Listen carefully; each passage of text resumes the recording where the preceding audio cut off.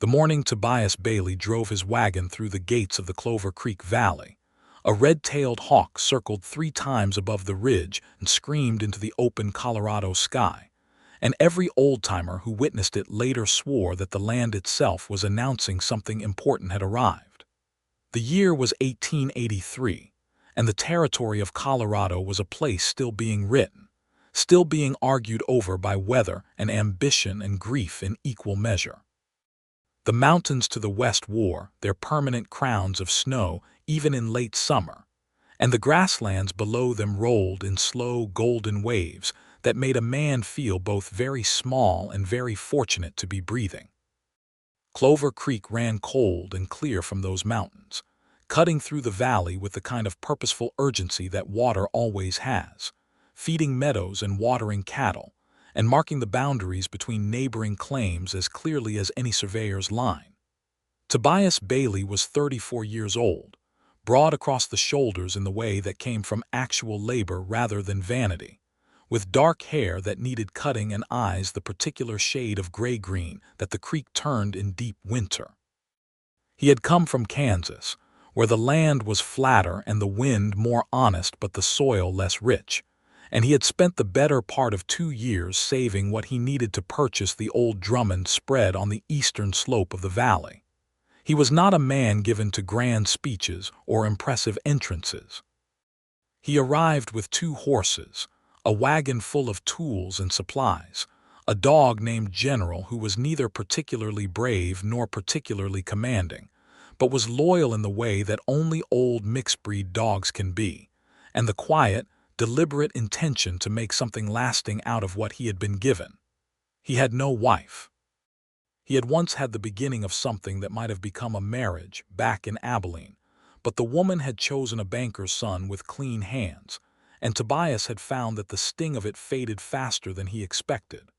What remained was not bitterness but a kind of patient openness, the way a field looks after it has been properly tilled and is waiting, without anxiety, for the right season.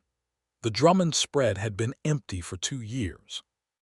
The previous owner, old Luther Drummond, had died of a fever in the spring of 1881, leaving behind no children and a nephew in Ohio who wanted nothing to do with cattle or altitude. The land had been listed with the county office, and Tobias had corresponded for 6 months before the paperwork was settled, and the deed was finally his. The main house was sound, built from good pine with a stone fireplace that took up most of the north wall, and though it needed cleaning and several new shingles on the roof, it was the kind of structure that spoke of original care and could be made livable within a week by a man willing to put in the hours. What Tobias did not know, when he began walking the boundary of his new property on his 3rd day there, was that the eastern fence line, the one separating his land from the neighboring Harper claim, had been built wrong. He discovered this the way all such things are discovered in the West, by walking slowly and paying attention. He had borrowed a county survey map from the land office in Ridgeway and was pacing out the distances with a length of knotted rope, general trotting alongside and investigating every gopher hole with maximum enthusiasm and minimum result. The land was beautiful here on the eastern edge, where 2 old cottonwood trees stood sentinel over the creek crossing, their roots drinking deep and their leaves whispering in a language that had nothing to do with human concerns. The fence was old, built from split cedar rails that had gone gray with weather, and it ran in a slightly crooked line that Tobias had assumed, until he checked his measurements, was simply the quirk of whatever hired hand had put it up years ago. But the numbers did not lie. The fence sat 3 feet, almost exactly, onto what the county survey identified as Harper land. 3 feet of Colorado grass and creekbank soil that legally belonged to the neighboring claim, enclosed by a fence that bore the old Drummond brand marks on its posts. Tobias sat down on a flat rock near the cottonwoods and considered this for a while, turning it over in his mind the way a careful man turns over a problem before deciding what to do with it. He had not built the fence. It had nothing to do with his intention or his character, But it was on his land now, and by the customs of the territory, its misplacement was his responsibility to address. He decided he would move it. He also decided he would introduce himself to his neighbor first, which was simply good manners, and which his mother had impressed upon him with sufficient force that 34 years and many hundreds of miles had not diminished it. He did not know what to expect of the Harper place. He had heard the name mentioned once in passing at the general store in Ridgeway when he had gone to collect his mail and purchase supplies.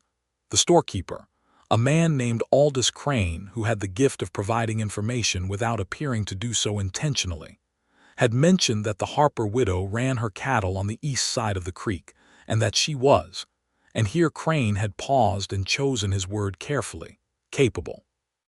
The way he said capable suggested something beyond mere competence, the way a man describes a river as strong when he means to say it has taken things from him and he respects it for that. Widow, Tobias had noted. And then he had collected his flour and his nails and his coil of new rope and driven back up the valley without asking any further questions, because it was not his business yet. It became his business on the morning of the 4th day after his arrival, when he put on a clean shirt, which was a courtesy he extended to the act of meeting a neighbor, and walked the half-mile down to the creek crossing and up the other side to where the Harper house sat on a gentle rise surrounded by a kitchen garden that was, even in late August, impressive. The house was smaller than his own but better tended, a fact that struck him immediately and favorably. The whitewash was recent, the porch boards were sound, and along the south wall someone had planted climbing roses that had taken hold with evident enthusiasm, the stems thick as rope and the last late blooms hanging on in the warmth of the Colorado August. A kitchen garden ran along the east side, fenced with chicken wire to discourage the deer, and within it Tobias could see the substantial remains of what had clearly been a productive summer. Tomato vines, bean poles, the wide leaves of squash, and along the far edge, a neat row of sunflowers that had gone to seed and were bending their heavy heads in what looked very much like meditation. He was still looking at the garden when the woman came around the corner of the house with a hoe in her hand and stopped. Effie Harper was 31 years old, and she had the look of a person who had been through enough to know what mattered and had come out the other side of that knowledge with something better than bitterness. She was of medium height, with dark brown hair pinned up practically beneath a wide-brimmed hat that had seen considerable weather, and her eyes were the particular dark amber that Tobias found, in the moment of first seeing them, extremely difficult to look away from. Her skin was tanned from outdoor work, her hands were strong, and she held the hoe in a manner that suggested she knew how to use it both in a garden and, if necessary, as an argument. She looked at Tobias the way a woman looks at something that has appeared in her yard without sufficient explanation. "Can I help you?" she said. Her voice was steady. She did not move the hoe. "My name is Tobias Bailey," he said. "I have the Drummond place. I came to introduce myself, and also because I found something that I think we should talk about." She studied him for a moment, and he stood there and let himself be studied, which was the only sensible response. "I know who you are," she said finally. "Aldous Crane told me you had bought the Drummond spread. What is it you found?" "A fence line problem," he said, "on the eastern boundary between our properties." Something shifted in her expression, a tightening that he could not quite read yet because he did not know her yet. "What kind of problem?" "The kind where the fence is in the wrong place," he said. "About 3 feet onto your land based on the county survey. I wanted to let you know before I moved it." There was a pause. The August air hummed with insects and the distant sound of water over stones, and somewhere in the stand of aspen trees behind the house, a bird called twice and was silent. "Before you moved it," she repeated. "Yes," he said. "You are planning to move it back to the right line." "Yes," he said again.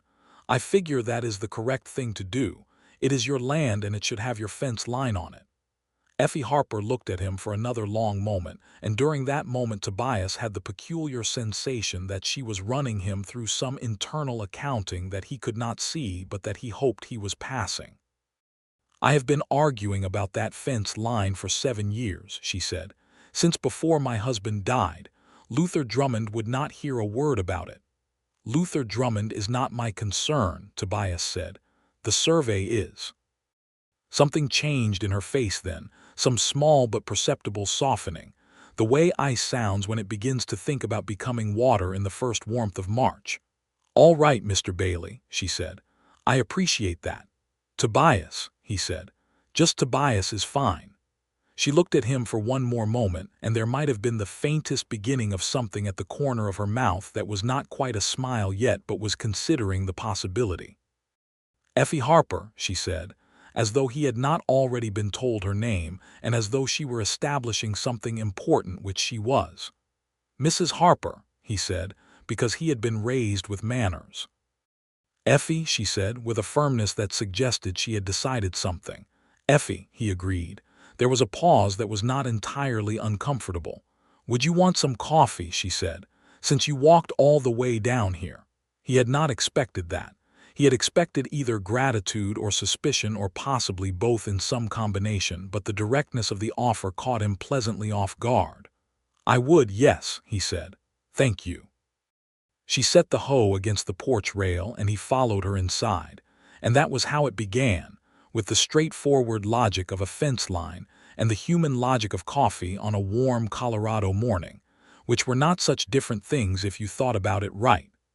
Her kitchen was the kind of kitchen that tells you everything important about a person. The stove was blackened with use but scrupulously clean. The shelves were organized with the efficiency of someone who had been doing this alone for a long time and had made a point of making it work. There were herbs drying from the ceiling beams, and a pieced quilt on the chair by the window, half finished, and a child's drawing pinned to the wall near the door, a horse and a woman and a son, done in charcoal with the generous inaccuracy of the very young. "You have children?" Tobias asked because he had noticed the drawing and the question came naturally. "One," she said, her back to him as she worked the coffee. "My son Samuel, he is 8. He is over at the cowhound place today, helping their boy with the horses." "He likes horses," Tobias observed. "He was born liking horses," Effie said, and there was in her voice the warmth that certain subjects produce in certain people, a warmth that goes all the way through. She set 2 tin cups on the table and poured, and sat down across from him with the easy competence of a woman in her own domain, and they drank coffee together for the first time, talking about the valley and the water rights and the winter that was coming. And the conversation had the comfortable quality of 2 people who do not yet know each other well, but can already tell that knowing each other better will be worthwhile. He noticed that she poured her coffee black and drank it without hesitation, and he noticed that she kept her hands still on the table when she was listening, and that she looked at him directly when she spoke rather than away, and that she was intelligent in the way that showed up not in declarations but in the quality of her questions, which were precise and practical and occasionally more than that. He told her about Kansas and about why he had come to Colorado, the straightforward version, because he had not yet earned the right to the longer one, and she listened with the kind of attention that makes a person feel heard without feeling interrogated.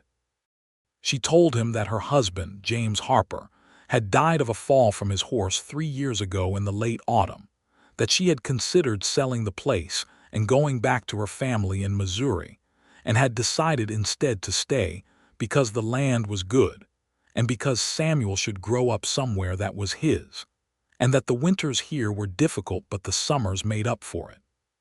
She said this last part matter-of-factly, and Tobias understood from her tone that she was not asking for sympathy and did not need it, that she was simply stating the facts of her life as she had come to understand them. He respected that enormously. He thanked her for the coffee when it was finished and stood and put his hat on and told her he would have the fence moved within the week. "I will help," she said, rising. "You do not have to," he said. "I know I do not have to," she said, in a way that ended that particular conversation.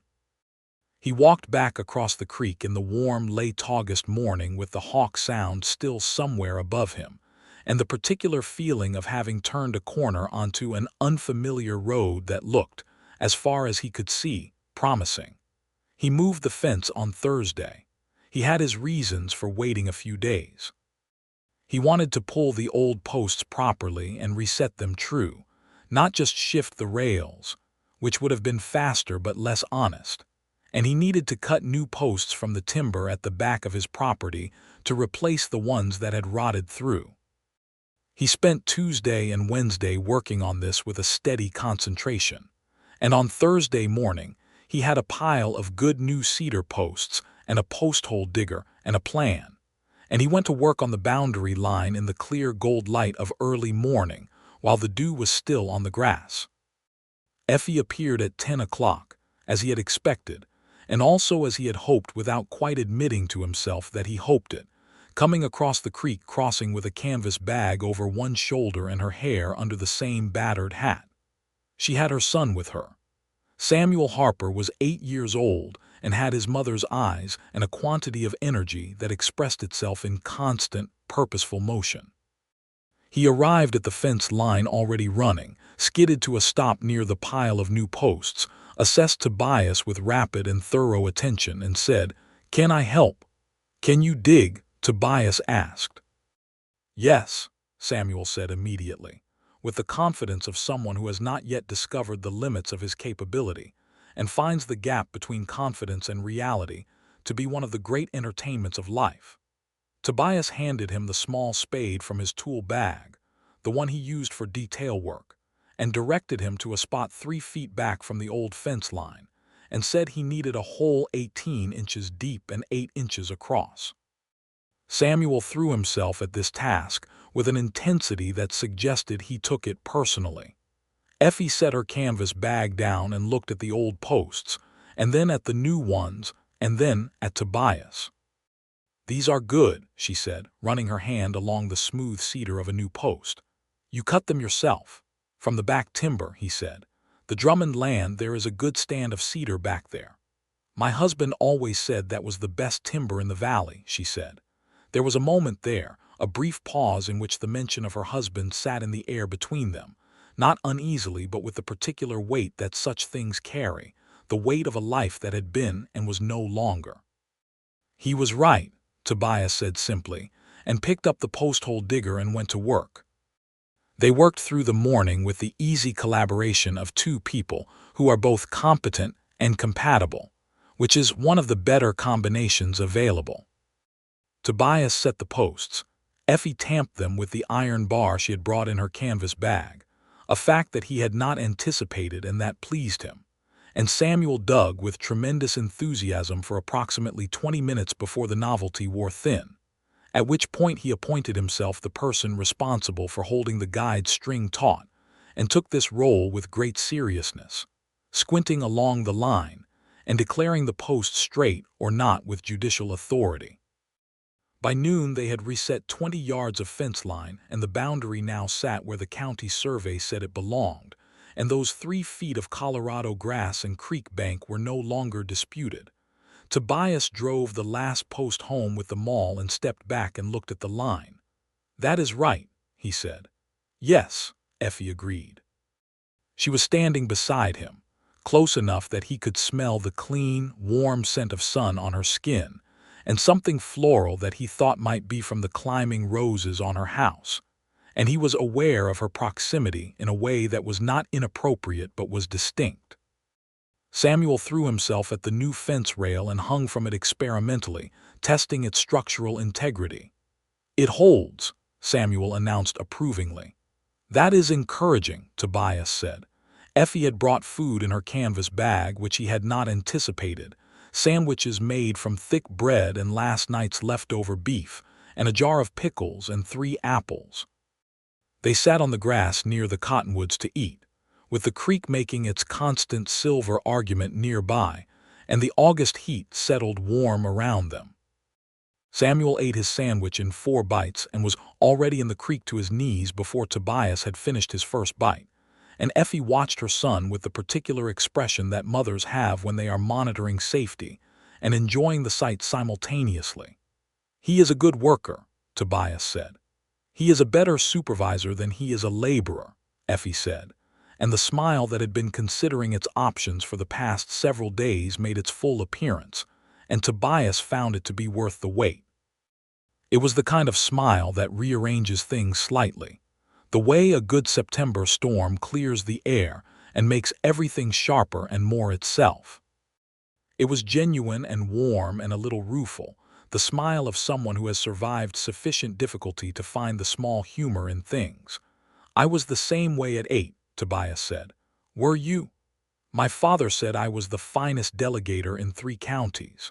She laughed, and the laugh was as good as the smile, and he ate his sandwich and was quietly pleased with the morning. They sat there in the shade of the cottonwoods for a while after they had eaten, not talking much, watching Samuel construct something complicated in the shallows of the creek involving stacked flat rocks and a stick, and an elaborate system of channels that was either a dam or a city, possibly both. The conversation that came was easy and unhurried, the way conversation is when neither person is trying to impress the other and both are simply interested. She told him about the Clover Creek Valley in the seasons he had not seen yet. She described the winter here with the precision of someone who had survived multiple of them. The way the snow came off the mountains fast and serious, the cold that arrived in November and meant business, the necessity of having everything prepared before the first hard freeze, or paying dearly for the oversight. She told him about the spring, which came later than expected, and with the kind of fierce sudden beauty that made up for the delay, the wildflowers on the slopes above the tree line, the way the creek swelled with snowmelt until you could hear it from everywhere on the property. He listened with genuine attention, taking notes in his head because she clearly knew this land in a way that he would need years to match, and also because her voice was pleasant to listen to, steady and clear, with a slight musicality that he suspected came from some musical ancestry somewhere. He told her about his plans for the Drummond spread. He wanted to expand the herd gradually, start with the good foundation stock he had already arranged to purchase from a ranch south of Ridgeway, improve the water access in the north pasture where the summer drought had been hardest on the grass. He told her about the kitchen garden he was planning, which made her laugh again. "You are planning a kitchen garden," she said. "I grew up gardening," he said, without embarrassment. "My mother held that a man who could not feed himself from the ground was not entirely to be trusted." "Your mother sounds sensible," Effie said. "Extremely," he agreed. It was slightly terrifying.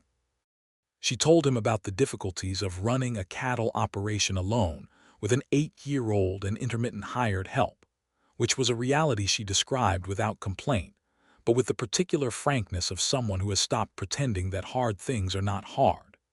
She had 2 hired hands who worked for her seasonally, brothers named Pete and Clay Merton from down the valley, good workers but not available in the winter months when their own family's place needed them. "The winters are the hardest part," she said, not dramatically, just accurately. "I imagine," he said. The sun had moved while they were not watching, as suns do, and the shadows under the cottonwoods had shifted, and Samuel had emerged from the creek dripping with the satisfied expression of someone who has achieved everything he set out to do, which is an excellent expression at any age. They walked back to the creek, crossing together, Effie and Tobias, with Samuel running ahead of them pursuing a grasshopper with the dedication of a naturalist, and it was a simple, good thing, walking together in the afternoon, and Tobias felt the pleasure of it without analysis. "Thank you for the food," he said at the crossing. "Thank you for the fence," she said. They looked at each other for a moment in the warm, specific light of a Colorado afternoon in late August, and the moment had a quality that neither of them addressed out loud, because it was too early for that, but neither of them missed it either. "I will see you around the valley," he said. "I expect you will," she said. He watched her and Samuel go up the rise toward the Harper house, the boy running and the woman walking with the easy competence of someone entirely at home in her landscape. And then he turned and went back to his own place with the hawks circling somewhere above and the creek running clear and the new fence line sitting exactly where it belonged. September arrived with the quality of a last generous gift before the cold. The days were warm enough for shirt sleeves in the afternoon, but the nights had begun to sharpen, carrying a bite that reminded you what was coming, and the aspens on the hillsides above Clover Creek had begun their annual extraordinary act of turning the whole slope to gold. Tobias settled into his place with the methodical satisfaction of a man who is doing what he was built to do. He repaired the north pasture fencing that had been neglected through 2 winters of vacancy, pulled the collapsed section of the barn roof, and rebuilt it with timber from the back stand, cut and stacked a winter's worth of firewood in the long, careful rows behind the house that represented, in the mathematics of survival here, adequate preparation for what was coming. He planted the kitchen garden beds and put them to sleep under a thick layer of straw, which he counted as optimism about the spring. He saw Effie Harper regularly in those September weeks, which was both natural and pleasing. The valley was not large, and the neighbors who worked it moved around one another with the casual frequency of people who share resources and landscape and weather. They encountered each other at the Ridgeway General Store, where Aldous Crane observed their arrivals at near simultaneous moments, with the particular expression of a man composing a story he intends to tell later. They crossed paths at the creek, Tobias drawing water for the north pasture trough, when the creekside pump he was planning had not yet been installed, and Effie riding that section of her property on a solid chestnut mare named Clara that moved with compact authority. They talked when they met, with the ease of people who have established that they are glad of each other's company.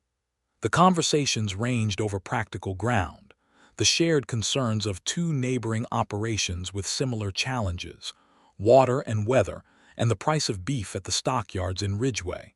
But they ranged over other ground too, the kind of conversational territory that 2 people explore when they are interested in more than the practical. He learned that she had grown up in Missouri in a family of 7 children, that she had come west at 22 as a bride, and had expected it to be harder than it was, and then found that it was harder than she had expected in all the ways she had not anticipated. He learned that she read whatever she could get, that the county library's quarterly book wagon was an event she scheduled her life around, that she had been working her way through the complete works of a novelist whose name Tobias had not encountered, and which she pressed upon him with the gentle force of someone sharing something they love.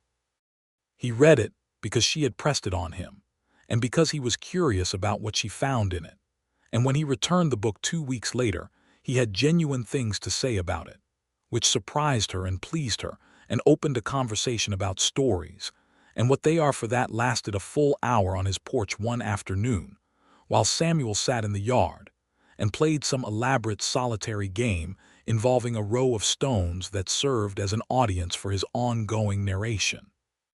Tobias had made his porch comfortable in the past weeks, adding a second chair and a small table between them, a practical arrangement that had the convenient result of being suited to company. He was not rushing anything. He was aware of himself as a man who had arrived new and who had no right to any expectation, and he was also a man who understood that certain things were worth patience, worth the slow, honest accumulation of trust and knowledge, worth the care of not pushing too fast towards something that was better approached at a steady walk. But the feeling was there, had been there since the first morning in her kitchen with the coffee, and the child's drawing on the wall and the herbs drying from the rafters, and it was not diminishing with time. It was, with time and contact and conversation, becoming more itself, clearer in outline and deeper in color, the way certain things reveal themselves more fully the more light you bring to them. He thought about her with the frequency and the natural ease of thinking about something that has become part of the landscape, present in the way good things are present, not obtrusively but thoroughly. October came. The aspens were at their full October gold, and the mornings were cold now in earnest, frost on the grass by dawn and your breath a visible thing when you went to the barn. Tobias had his cattle settled in and his hay stored and his firewood stacked, and his house as winterized as he could make it in the time available, and he was beginning to feel the difference between being a visitor to this valley and belonging to it. There was a social gathering on the second Saturday of October, which the valley's ranching families held annually at the Calhoun Place, which was the largest spread in Clover Creek and whose owner, Grant Calhoun, was a man of 70 with a white beard and the disposition of someone who has earned his opinions and presents them accordingly. The gathering was a tradition that predated Grant Calhoun's tenure and would presumably outlast it, a collecting of neighbors before the winter separated them, with food and music, and the particular convivial warmth that comes from people who share a hard landscape and are glad of each other's company before the long cold. Tobias attended because Grant Calhoun had sent a personal invitation, which in the language of the valley was not precisely optional. He drove up in the wagon in the clear, cold October evening with the sky absolutely full of stars, the way the sky above high country is when there is no moon and no smoke, and no argument about what is up there. The Calhoun barn had been cleared and lantern-lit, and by the time Tobias arrived the gathering was fully underway, 20 or 30 people from the valley and the surrounding spreads, talking and eating and listening to the two fiddlers who had set up in the corner and were making a spirited argument for music. There was a long table of food that represented, in its variety and abundance, the cumulative generosity of a dozen households, and a barrel of Grant Calhoun's considerable apple cider at the end of it. Tobias found Effie Harper near the cider barrel, standing with a woman he did not know, and when she saw him she excused herself from her conversation and came to greet him with the ease of someone who is glad to see a specific person and does not feel the need to perform indifference about it. "I wondered if you would come," she said. "I was informed that not coming was not a strong option," he said. She laughed. "Grant Calhoun's invitations are like that." She introduced him to the room, in the manner of someone performing a social function that was also, on some level, a statement, presenting him to the Merton brothers, Pete and Clay, who were her hired hands and who looked at Tobias with the frank assessment of people who feel a proprietary interest in someone they work for. To the Ridgeway doctor, a small efficient man named Dr. Bernard Lyle who had come up the valley for the occasion. To several other ranching families, whose names and properties he filed away for future reference. Grant Calhoun found him early in the evening, as the older man found everyone early in the evening because his energy was front-loaded these days and he was sensible about it. "Bailey," Grant Calhoun said, extending a hand that had the texture and approximate hardness of seasoned oak. "Heard you moved the fence line." "The survey said it needed moving," Tobias said. "The survey said it needed moving 20 years ago," Grant Calhoun said. "Luther Drummond chose to disagree with the survey. Mrs. Harper is well pleased, I will tell you that. That is a good woman. This valley has been lucky to have her." "I can see that," Tobias said. Grant Calhoun looked at him with the bright, evaluating eyes of a man who has been reading people for 7 decades and has gotten quite good at it. "Can you?" he said, in a way that was not quite a question, and then he moved on to his next conversation, and Tobias stood with his cider and was aware that he had just been assessed, and that the assessment had been, he thought, favorable. The fiddlers launched into a reel, and the floor cleared for dancing. Tobias was not a spectacular dancer, but he was a competent one, which was all that was required, and he danced once with a rancher's wife from up the north end of the valley who danced with the vigor of someone who only gets the opportunity a few times a year and intends to use it fully. He danced with Effie Harper near the end of the evening, when the music had slowed to something less athletic, a waltz-like thing with a long swinging melody that the fiddle drew out sweetly. He asked her, walking over to where she stood, and she took his hand with a directness that was entirely characteristic of her. And they moved onto the floor, and it was not complicated dancing. It was the simple, close movement of two people who fit together well, which they discovered in the first few steps, that they fit together well, and the discovery was quiet and mutual and rather wonderful. She was a good dancer, easy to lead because she was paying attention, and the warm, close space of the dance was different from all the other spaces they had shared, more immediate, more particular. He was aware of her hand in his, of her other hand light on his shoulder, of the proximity of her face turned slightly up toward his because he was taller, of the scent of the roses from her garden that she apparently used somewhere on her person, because it was present here too, warm and specific. She looked up at him once during the dance, and there was something in her expression that was open in the way that people are rarely open, except when they have forgotten, briefly, to be cautious. "This is a good evening," she said. "Yes," he said, "it is." They danced the rest of it in comfortable silence.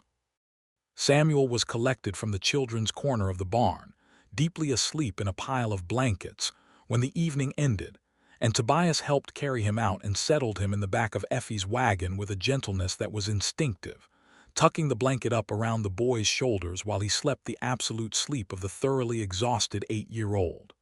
"Thank you," Effie said, standing at the side of the wagon in the clear, cold night. "He is not a light sleeper," Tobias observed. "He has never been," she said. "His father was the same. Once he was asleep, the world could do as it liked and he would not know it." She said it without sadness, in the way she spoke of James Harper generally, which was with the honest acknowledgement of someone who has done the work of grief and arrived at a place where memory is warm rather than wounding. "You should go," he said. "It is cold and he will be better in his own bed." "Yes," she said. She gathered the reins and then looked at him from the wagon seat in the October starlight and said, "Come for supper on Friday, if you are free. Samuel has been asking about you." "Has he?" Tobias said. "He wants to know if you will teach him to set fence posts," she said, with a smile. "He has decided it is the most important skill available to a man." "I would be glad to come," Tobias said. "I will bring the tool demonstration." "Friday then," she said, and drove off up the valley track toward home, and Tobias watched the lantern on her wagon recede in the darkness, and stood in the October cold feeling the particular satisfaction of a man who has something to look forward to. The suppers at Effie Harper's table became a regular thing, not by explicit negotiation, but by the natural tendency of good things to continue. He came on Friday, and the meal was excellent. A braised beef with biscuits that Samuel consumed with an attention that precluded conversation, and afterward he showed Samuel the principles of post-setting in the yard with a fence-post piece he had brought for the purpose, and the boy absorbed this with the seriousness of someone taking notes he intends to use. Then Samuel went to bed in the decisive manner of children who have had full days, and Tobias and Effie sat at the kitchen table with coffee and talked until the fire had burned low and the night had gotten deep, and she told him things about herself that she had not told him yet, and he told her things about himself that he had been keeping in reserve, not from dishonesty, but from the appropriate patience of a person who knows that certain confidences are earned. He told her about his parents, both gone now, his father to a fever a decade ago and his mother just the previous winter, and the particular solitude of being without family in the way that adult orphanhood produces. He told her about Kansas and what it had given him and what it had not. She told him about the year after James died, which she described with the unflinching honesty of someone who has survived something and is no longer afraid of the memory of it. She told him about deciding to stay, which had been the most important decision she had made since coming west, and about what it had cost her and what it had given her back. They were honest with each other in the way that people are when they have arrived at the recognition that honesty is more efficient than pretense, and more deserving of the other person.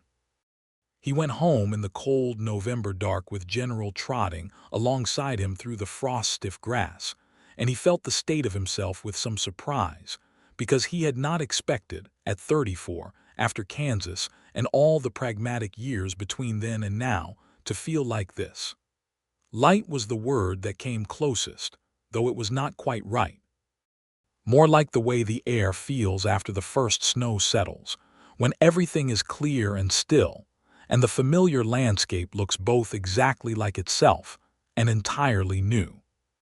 November brought the first serious snow, which arrived on a Tuesday with the purposeful efficiency that Effie had described and which Tobias had prepared for, but which was still, in its fullness, a thing to behold.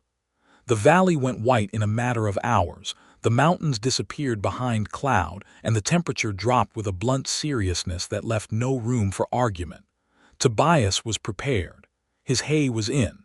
His animals were sheltered. His wood was stacked. His chimney drew well, and his stone fireplace, the best feature of the Drummond house, and the one that made it genuinely livable in winters like this, warmed the main room to a comfort that he was grateful for every morning.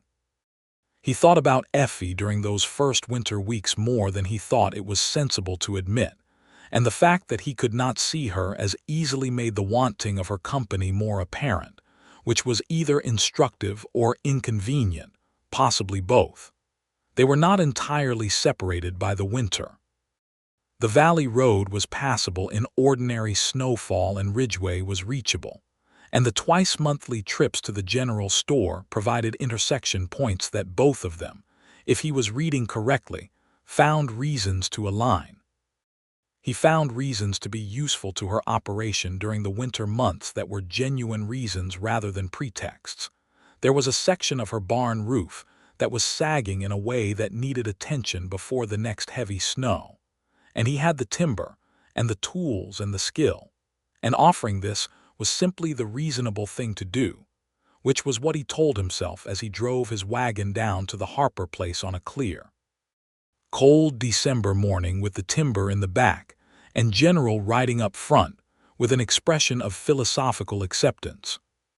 He spent 2 days repairing that barn roof, working with Pete Merton, who was there doing the winter chores, and Effie came out at midday both days with food and coffee, and on the second day with Samuel, who had finished his lessons and was free, and who climbed into the partially repaired barn with the instinct of a boy for whom heights and danger are purely theoretical concerns. On the second evening, when the roof was sound and the cold was coming fast with the sunset, Effie said, "Stay for supper." It is too far to drive back in this cold. He stayed. And it became a habit, through that December, of staying for supper when he came to help with something on her property, which was not dishonest because there was always genuinely something that needed doing, but which also had the quality of two people finding excuses to have more of each other's company, and they both knew it and neither of them mentioned it yet, because they were both careful people and the ground was good and they were not rushing. Christmas in the Clover Creek Valley was a modest, genuine affair, because the people here were not given to extravagance, and because winter made transportation of anything unnecessary more trouble than it was worth. The Valley families gathered at the church in the small town of Clover Creek itself, which was barely a town, a church, a school, a smithy, and 4 houses, but which served as the community's anchor in the way that such small settlements do. Tobias sat beside Effie and Samuel at the Christmas service, which was a natural arrangement that no one present seemed surprised by, and several of them seemed pleased about, Grant Calhoun in particular, whose expression was the expression of a man who has been right about something and knows it. Samuel fell asleep during the sermon, which ran somewhat long because the Reverend Peterson was a man who believed that the occasion warranted full expression, and when his head drooped toward Tobias's arm, Tobias held still and let the boy sleep against his shoulder, which was the only reasonable thing to do, and which produced in him a feeling that was not something he had experienced before, but that he recognized as important. Effie saw it, sitting on the other side of her son, and she looked at Tobias with her amber eyes in the candle-lit church, and the expression on her face was one that he would carry with him for the rest of his life, because it was the look of someone who has been guarded for a long time and has just made a decision. They drove home in the Christmas dark together, the two wagons side by side for the shared stretch of the valley road, which was extravagant in terms of horses but which neither of them suggested against. And Samuel slept in the back of his mother's wagon under his blankets, and the stars were extraordinary, and the cold had the clean, pure quality that deep Colorado winter cold has when there is no wind, a stillness that felt intentional. At the point where their roads diverged, they stopped and sat for a moment in that silence. "Merry Christmas, Tobias," Effie said. "Merry Christmas, Effie," he said. And then she said, quietly, looking at the stars rather than at him, "I am glad you came to this valley." He looked at her profile in the starlight, the line of her jaw and the brim of the winter hat, and he said, "I am glad I came too." And that was all for that night, because the cold was serious and Samuel was asleep and they were both careful people. But it was enough. It was more than enough. January was the hardest month, the one Effie had warned him about, and she was not wrong. The cold descended to a depth that was a different thing from the cold he knew from Kansas, colder and drier and more absolute. And the snow came again in early January and stayed, and the valley was locked under white, and the creek ran beneath ice, and the mountains were invisible behind their perpetual storm. Tobias worked through it, because there is no alternative in ranching but to work through it, tending his animals with the steady routine that January demands and that he found, despite its hardship, satisfying in its clarity. Hard things with clear requirements are, in a way, simpler than complicated things, and January was at least simple. He worried about Effie. Not in a way that was condescending. He had enough respect for her demonstrated competence to know that she had managed this situation before and would manage it again.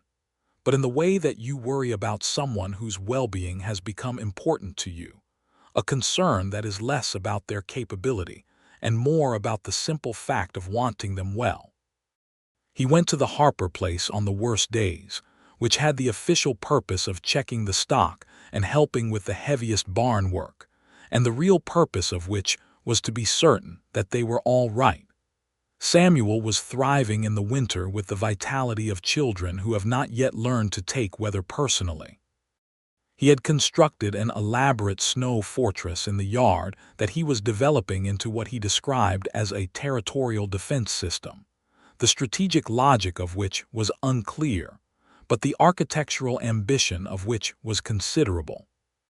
Effie was well, he found, and she was managing, and she met him at the door on those cold January mornings with coffee already poured and the frank, warm directness that was entirely herself, and they worked together through the barn chores with the easy competence of two people who have learned each other's methods and found them compatible. It was in January, on one of these mornings, that he finally said what had been accumulating since August. They had finished the chores and were sitting in her kitchen with coffee and the fire going, and Samuel was in the front room with his lessons, working through the arithmetic that Effie set for him with the rigor of a woman who had decided that distance from a schoolhouse was not going to mean distance from an education. The kitchen was warm, and the steam from the coffee cups made small clouds in the cold air near the window where the draft came through the gap he needed to fix for her, had already planned to fix in the spring. The herbs were still hanging from the rafters, some of them fresh additions since August, and the pieced quilt on the chair had grown.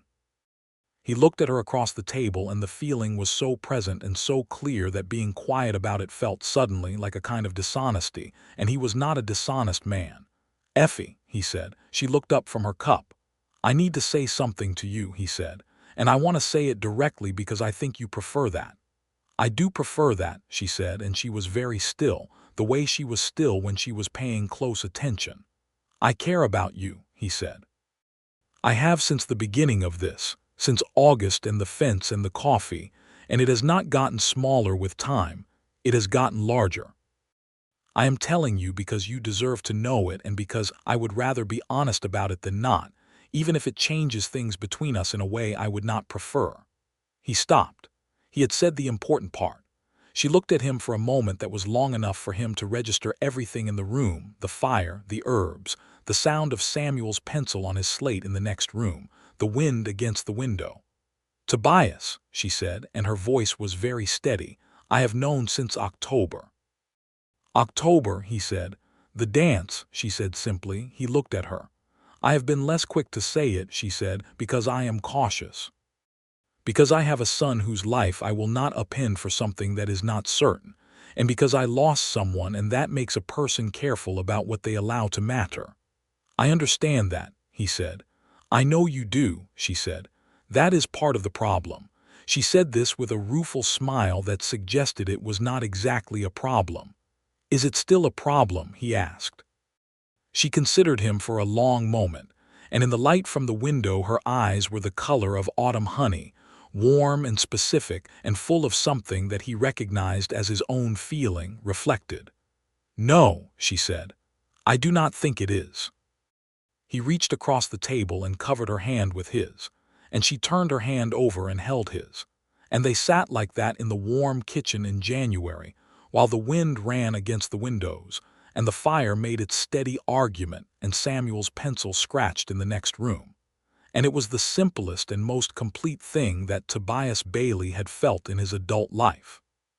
February was different from January in the quality of its light, which was the beginning of the change, the first suggestion that winter was not permanent even when it felt that way.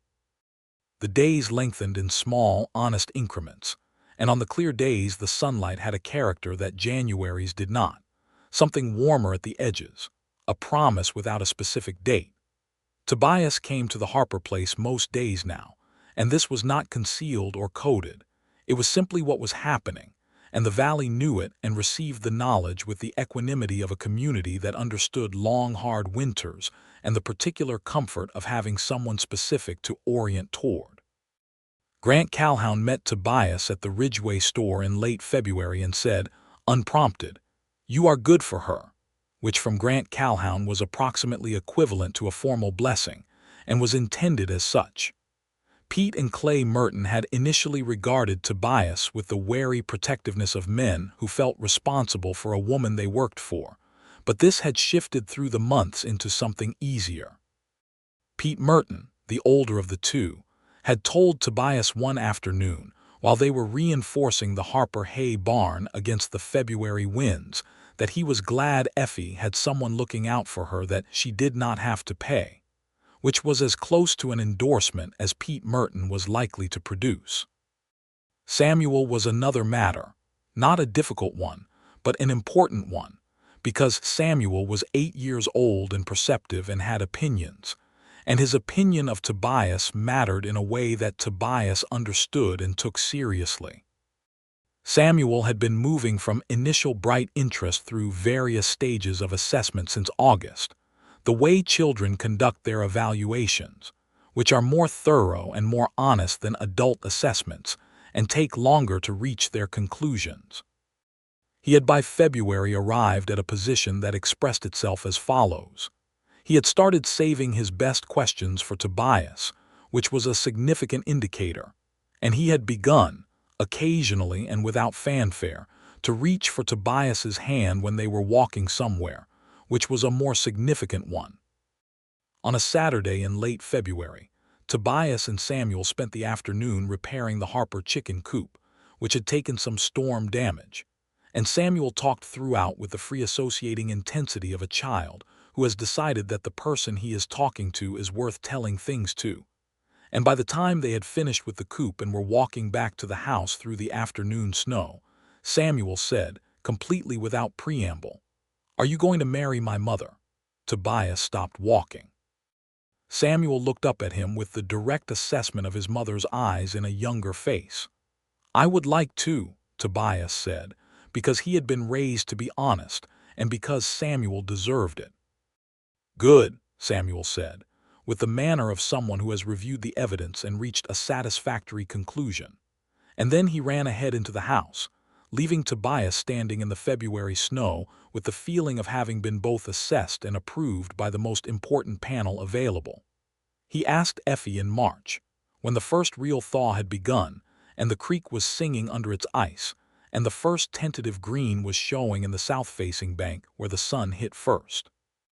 He asked her in the kitchen, which was where the most important things between them had always happened, standing by the window with the warming March light coming in, and he did not kneel because she was not that kind of woman and he was not that kind of man. He simply said it plainly, that he loved her and he wanted to be with her, and he wanted to ask her properly if she would marry him.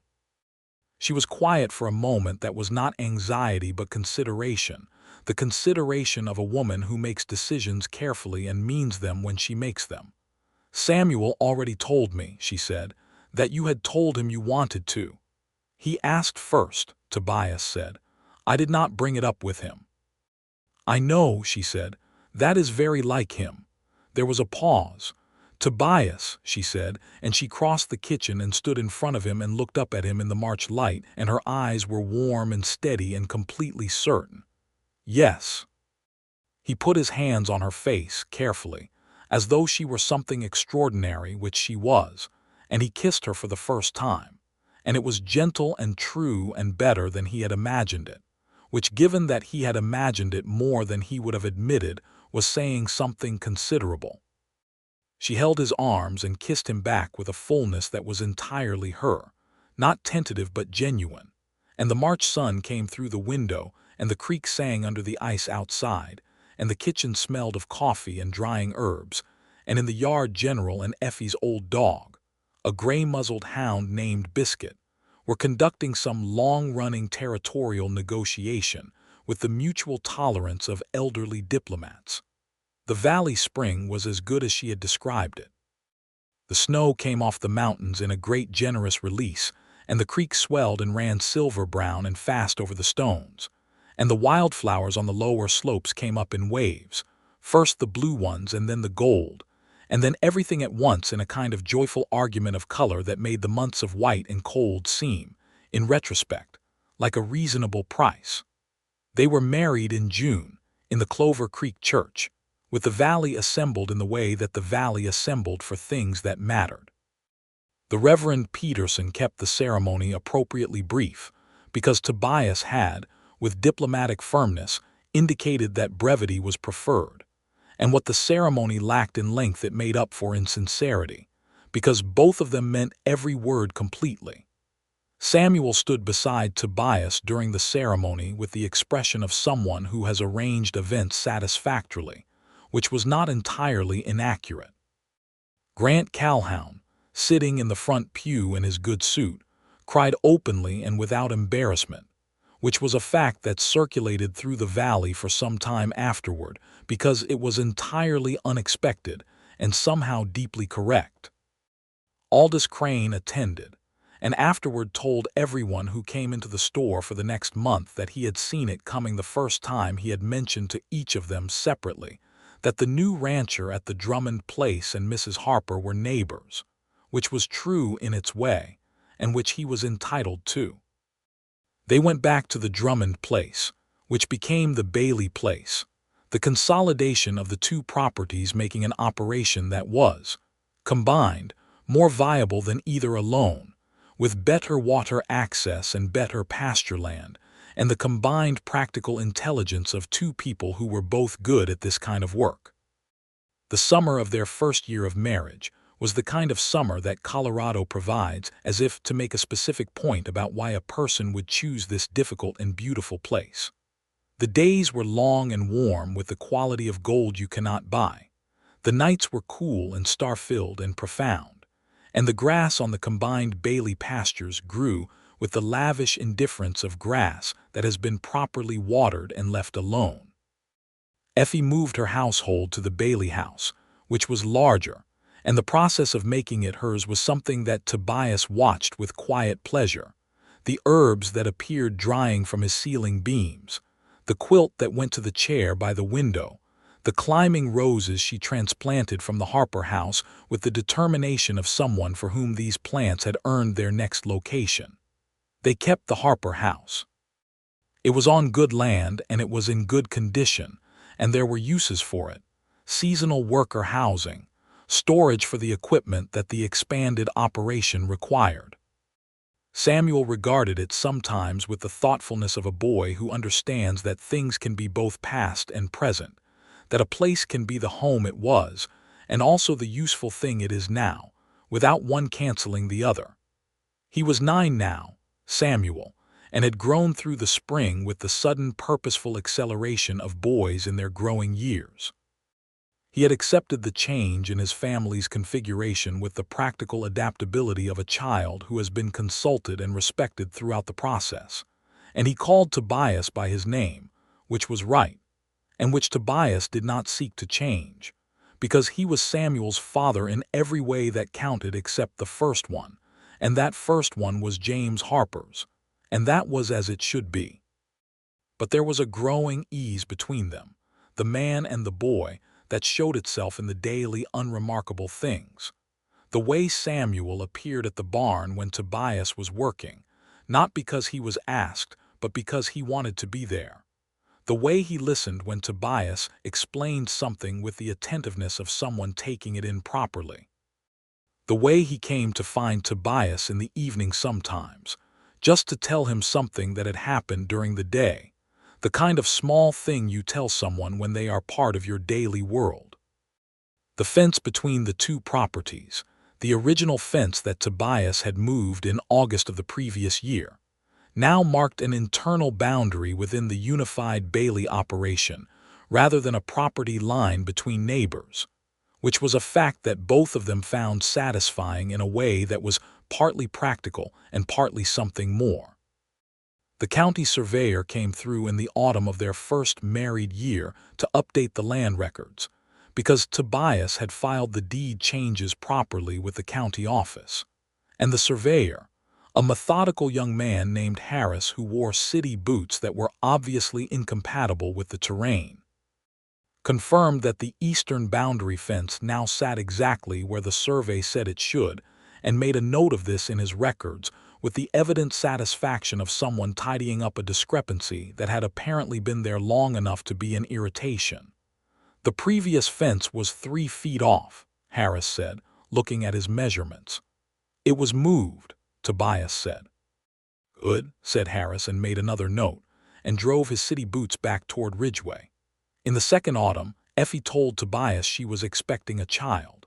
She told him at breakfast, setting down the coffee pot and looking at him across the table with the particular expression of someone who is holding important news and has decided the moment is right.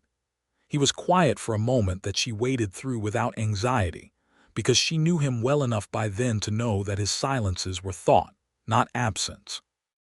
Then he stood up from the table and came around to her and put his arms around her very carefully, the way you hold something you understand to be extraordinary, and he pressed his face against her hair and stayed like that for a long moment, and she felt his breath and the warmth of him and the certainty in his arms, and she closed her eyes and was, completely and without reservation, happy. When, he said against her hair. March, she said. March, he repeated, and then, the spring baby. Yes, she said, Samuel was told that evening. He received this news with a 9-year-old's direct assessment, asking first whether it would be a boy or a girl, which was not possible to know, and then, after thinking about it for a moment, saying that either was acceptable and that he would teach it to ride properly when it was old enough, a commitment that was taken seriously by all parties. The winter of the second year was easier than the first, not because it was less severe, but because Tobias knew it now, knew what it demanded and how to meet those demands, and because the house was well provisioned and warm and full of the specific gravity of a family preparing for a new member. Effie was healthy and practical about her condition, as she was practical about everything, continuing the work she could do and delegating without apology what she needed to. He watched over her with a care that was not hovering because he had the sense to know the difference, but that was thorough and constant and warm, and she received this care with the grace of a woman who has learned the difference between being managed and being loved, and knew which one this was. In March, when the thaw was beginning and the creek was starting to speak under its ice, their son was born. Dr.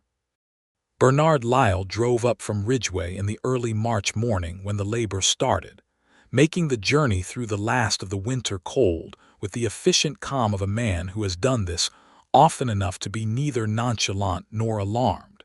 And Effie labored with the same determination she brought to everything else.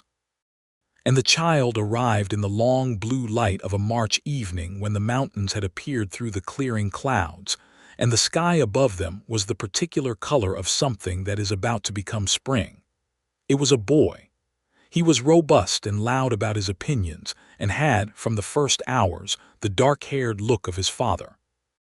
Tobias held him in the lamplight of the bedroom while Effie rested, and the feeling was entirely beyond his previous experience of feelings, something that did not have a word but that filled him completely. He looked at this small, emphatic, specific person, and felt the weight and warmth of him and the fact of him, and was overwhelmed in the way that does not diminish you but expands you. Effie watched him from the bed, exhausted and complete, and her expression was the expression she had worn in the winter kitchen when he had been honest about his feelings for the first time, open in the way that rare moments produce. "What is his name?" she said. They had discussed names. They had a list. "James," he said. He had thought about it for months and he was certain. "If you want that, James Tobias Bailey." She looked at him for a long moment and her eyes were bright and she said, "Yes." It was the right name for more reasons than one, and they both understood them all, the honoring of what had been and the building of what was, and the particular integrity of a man who is not jealous of the past but makes a place for it. Samuel, informed in the morning, accepted his brother with the considered seriousness of a 10-year-old who understands he has been assigned a significant responsibility, and bent over the small red sleeping face with an expression that was, in its concentrated tenderness, unmistakably his mother's. "He is smaller than I expected," Samuel said. "They start that way," Tobias said. "I know that," Samuel said with dignity, and then very carefully touched one small fist with one careful finger. The spring of the year young James was born was the most beautiful Tobias had seen in the Clover Creek Valley, though he suspected he would say this about whatever spring coincided with that particular first year of his son's life. The wildflowers came up in their usual joyful argument, and the creek ran full and clear, and the pastures greened with the particular lush green of high country after good snowmelt, and the Bailey operation, the combined, sensibly run, well-maintained Bailey operation, was healthy and showing it. The cattle were doing well. The hay production was better than either property had managed separately. The kitchen garden, which Effie managed with the seriousness she brought to all productive enterprises, was planted and coming up strong, and along the south wall of the house, the transplanted climbing roses were established now in their new home and blooming, with the lavish gratitude of roses that have been given good soil and good light and reasonable expectations. Tobias stood at the fence line one June morning, the rebuilt fence line that sat exactly where the survey said it should, and looked across his land, the combined land, with the clear sight of someone who knows what he has and knows what it costs to get here, and is glad of both. General was with him, 14 years old now and grayer in the muzzle than in the whiskers, and moving with the dignified caution of age, but present and beside him as he had been since Kansas, reliable in the way that certain companions are regardless of their capacity to be anything else. Effie came across the yard toward him with young James on her hip, 3 months old, and looking at the world with the fascinated attention of someone who has not yet decided what to make of it. And Samuel was somewhere behind the barn engaged in something involving a rope, and what Tobias hoped was not a moving target. She came and stood beside him at the fence and looked out at the same view, and the morning was warm with the Colorado June sun, and the hawk, or one very like the one that had announced his arrival the year before, was turning lazy circles above the ridge. "The north pasture looks good," she said. "It does," he said. "The water situation there is better now." "It is," she agreed. She shifted James on her hip, and he made the sound he made when he wanted to be looked at directly, which Tobias found entirely reasonable and complied with, leaning over to look at his son's face, and receive the serious, wide-eyed gaze of a person who has not yet developed the capacity for pretense. "Hello," Tobias said to his son. James considered him and then produced the smile that he had recently discovered he possessed and that he deployed now with the devastating effectiveness of the very young. "He smiled at a fence post yesterday," Effie said. "He is not discriminating." "He is generous," Tobias said. "That too," she agreed. They stood there at the fence line in the June morning, the three of them, and somewhere behind the barn Samuel was narrating something to what sounded like an audience of one, possibly the old hound Biscuit, who had in recent months taken on the role of Samuel's primary listener. The land ran away from them in all directions, grassland and aspen stands and the creek line, and beyond it the mountains that were beginning their long, slow summer of showing their best face. And Tobias looked at all of it with the feeling that had been growing in him since August of the previous year, and that was now so fully itself that it no longer needed a name. It was simply the condition of his life. He put his arm around Effie's shoulders, and she leaned into him in the easy, natural way of someone who belongs in a space, and James reached out one small, uncertain hand and found Tobias's coat lapel and held on with the instinctive grip of infants, which is surprisingly strong and completely determined. "I have been thinking," Effie said. "About what?" "The far eastern pasture," she said. "If we extended the water access, the summer grazing capacity would increase considerably." He looked at her. "I have been thinking the same thing," he said. "I know you have," she said. "You have been looking at it in a particular way for 2 weeks. You notice that."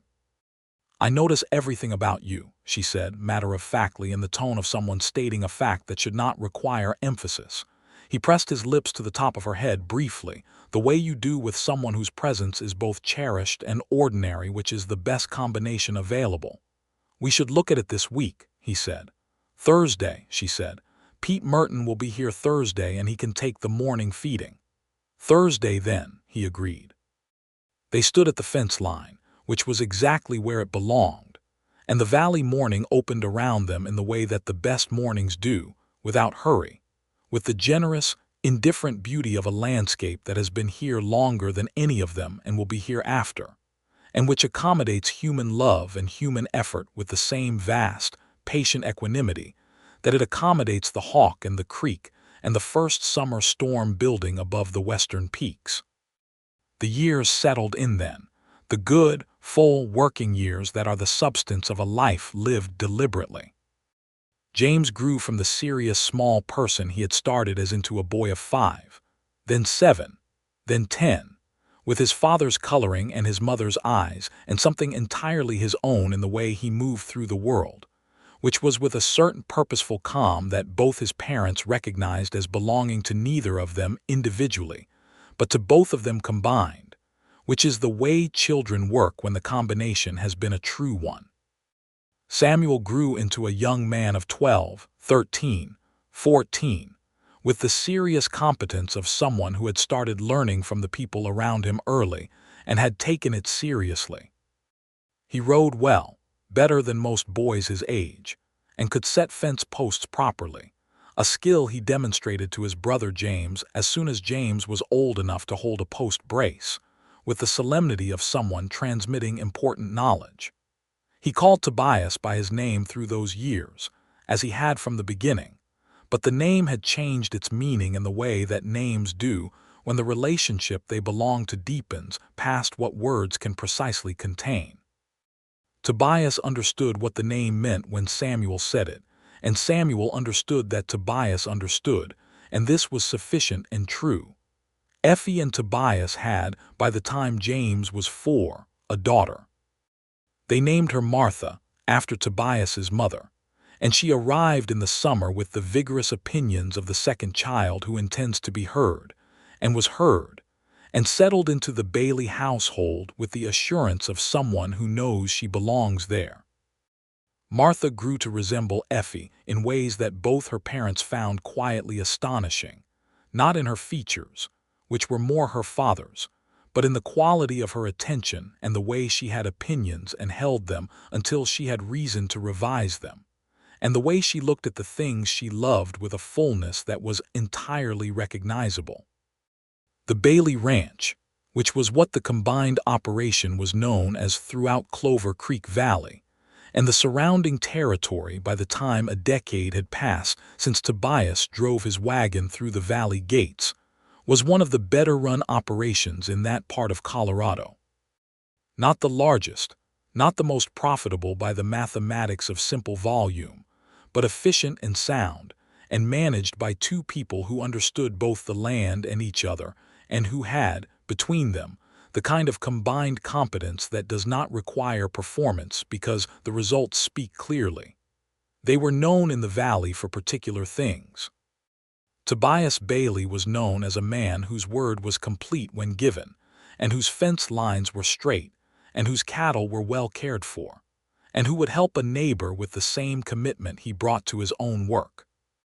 Effie Bailey was known as a woman of formidable practical intelligence and genuine warmth, who kept the best kitchen garden in the valley, and whose knowledge of the land was a resource that several neighbors had quietly relied on at various points, without necessarily saying so directly, because some forms of reliance are easier to receive when they are not named. They were known together as something that the valley recognized in the way that communities recognize true things, as a pair that had been put together by circumstances and character in approximately equal measure, and that had held with the integrity of a well-built thing, honestly made and properly maintained. Grant Calhoun died in the winter of 1892, at 80, after a life that had been full by any reasonable measure, and the valley mourned him with the genuine grief reserved for those who have been more than merely present, who have been the kind of force that makes a place more itself. Tobias was one of the men who helped carry him, which Grant Calhoun had requested specifically, and which Tobias understood as the compliment it was. At the gathering after the service, Effie stood beside Tobias with her hand in his, and they received the community's grief and offered their own. And the occasion was, in its sorrow, also a kind of accounting of what had accumulated in this valley over these years, what had been built and who had built it, and the fact that it would endure. Samuel was 17 that year, nearly grown, with the quiet, straight bearing of a young man who had been raised by people who expected him to become himself, and had given him the tools to do it. He was thinking about his future in the way that young men think about futures when they have been given sufficient foundation to find the question interesting rather than frightening. He had been talking to his mother about the land, specifically about the Harper portion of the Bailey operation, the eastern acres along the creek that had been his father James Harper's original claim. There were conversations between mother and son that Tobias was not part of and was not meant to be part of, the conversations about James Harper that belonged to them, and Tobias had always understood this and protected the space for it. It emerged from these conversations, over the course of the spring and early summer of Samuel's 17th year, that Samuel wanted to make his life here in this valley on this land, not in competition with what his family had built, but as its continuation. He wanted the eastern portion, the Harper Acres, as his own eventual claim when he was old enough to work it properly. Effie brought this to Tobias one evening in the kitchen, in the direct way she brought everything that mattered. He listened. He thought about it with the care it deserved. "That land is his," he said. "It was always going to be his." "I know," she said. "I wanted to know how you felt about it." "I feel that James Harper was his father," Tobias said, "and that land was James Harper's and it should go to his son. I feel that Samuel is a capable young man who has earned the right to make that decision and who has the character to see it through. And I feel," he said, "that having him on the adjoining parcel is not the worst neighborly arrangement I can imagine."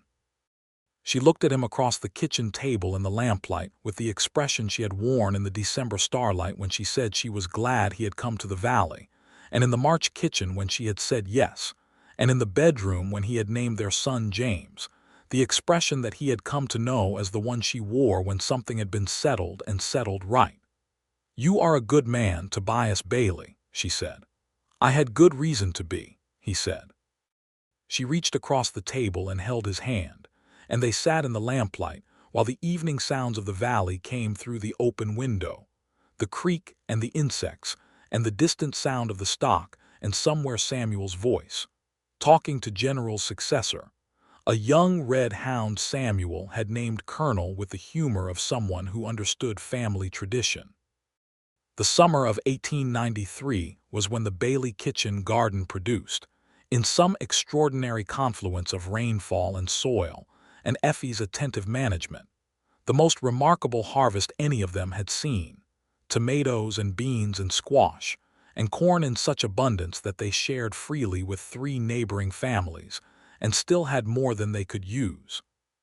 And Effie put up preserves until the pantry shelves were full, and then the back porch shelves were full, and then she laughed and said the garden had made its point.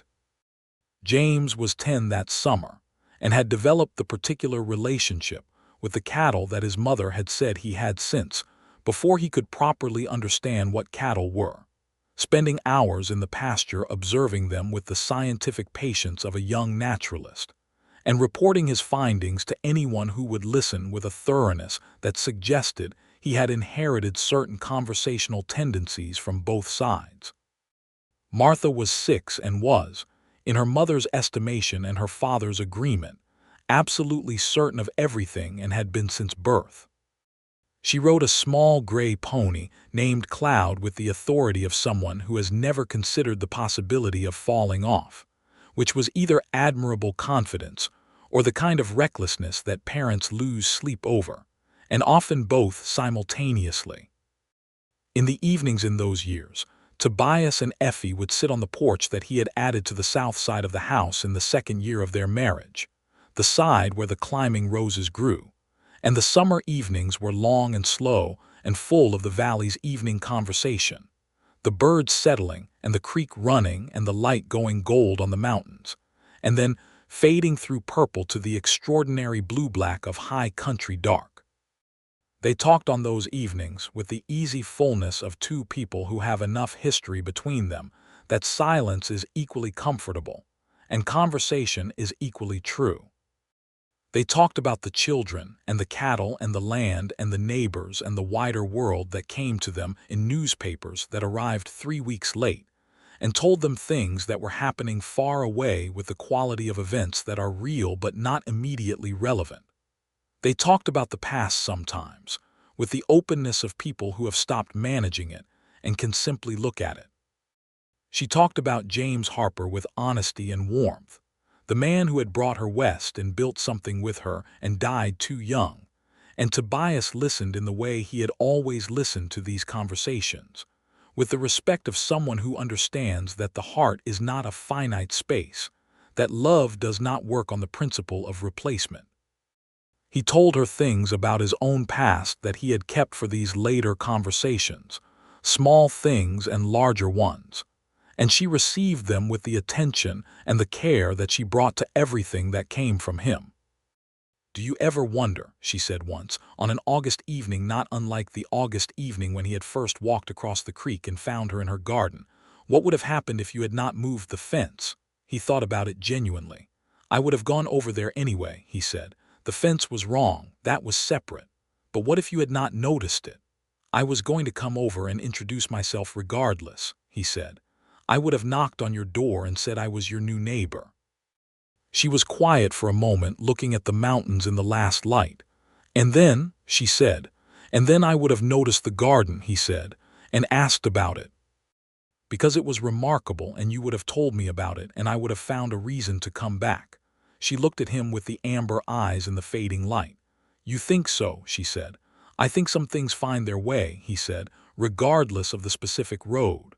She considered this, and then she said, "I think you are probably right, and also I think I was very glad about the fence." "So was I," he said. The night came in around the porch, warm and full of the valley's summer dark, and from inside the house came the sound of James and Martha in some ongoing negotiation, and above it Samuel's patient mediation. 17 years old and already practicing at the roles the years ahead would ask of him. Tobias held Effie's hand on the porch in the dark and looked at the stars over the mountains, the same stars that had been there on the Christmas drive home, and on the January morning he told her what he felt, and on the March day she told him yes, the same stars that would be there in all the years ahead, patient and present and lit with the vast indifference that is somehow also, in the right moment, comfort. "Tobias," she said. "Yes," he said. "I am glad you came to this valley," she said. "I say it again because it is still true." He raised her hand and pressed his lips to it in the dark on the porch, with the roses on the south wall and the creek below and the children inside and the cattle in the pasture, and the fence line sitting exactly where it should have been all along. "So am I," he said. "Every single day. So am I." And above the ridge of the Clover Creek Valley, in the Colorado summer dark, something called out once into the wide and patient sky and was answered, and the sound of it carried down through the warm air and across the good grass and over the creek running silver in the moonlight and up to the porch where they were sitting. The sound of the living world going on around them in the way it does, continuous and indifferent and beautiful. And they were part of it, completely and without apology, and it was enough. And it was more than enough, and it was everything.